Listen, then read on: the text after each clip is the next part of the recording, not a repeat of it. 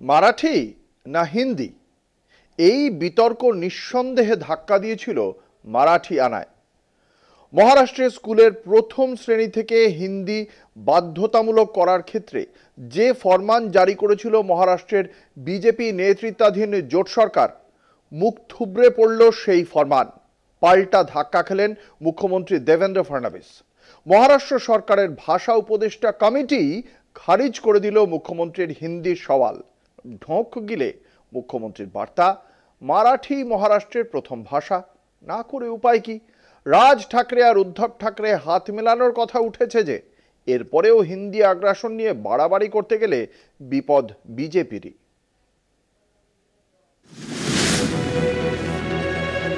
মহারাষ্ট্রে ভাষা অস্মিতার শুরুয়াত বালা সাহেবের সময় থেকে। মারাঠি ভাষার ভারে বাণিজ্য নগরীতে দীর্ঘকাল ব্রাত্য ছিল হিন্দি, কিন্তু গত বিধানসভা নির্বাচনে রাজ্য শাসনের সিংহভাগ বিজেপির হাতে চলে যাওয়ায় ক্ষমতার অলিন্দে শুরু হয় হিন্দি চালু করার পক্ষে জোরদার সওয়াল। সম্প্রতি সরকারি বিজ্ঞপ্তিতে প্রশাসনিক রূপ পায় সেই সওয়াল। স্কুল শিক্ষার গোড়া থেকে হিন্দি শেখা বাধ্যতামূলক ঘোষণা করে দেবেন্দ্র ফডনবিসের সরকার।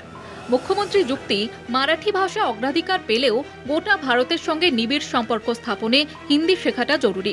মুখ্যমন্ত্রী সেই যুক্তিকে মর্যাদা দিতে সমস্ত ইংরেজি ও মারাঠি মাধ্যমের স্কুলে প্রথম থেকে পঞ্চম শ্রেণী পর্যন্ত হিন্দি শেখা বাধ্যতামূলক করে রাজ্যের educational research and training council. কিন্তু ফডনবিসের সরকারের হিন্দি প্রেম সমর্থন করেনি রাজ্যের নাগরিক সমাজ। এক ধাপ এগিয়ে মারাঠি অস্মিতা জাগিয়ে তুলতে রাজনীতির মাঠে নেমে পড়ে বালা সাহেবের দুই উত্তরসূরি উদ্ধব ও রাজ ঠাকরের দল।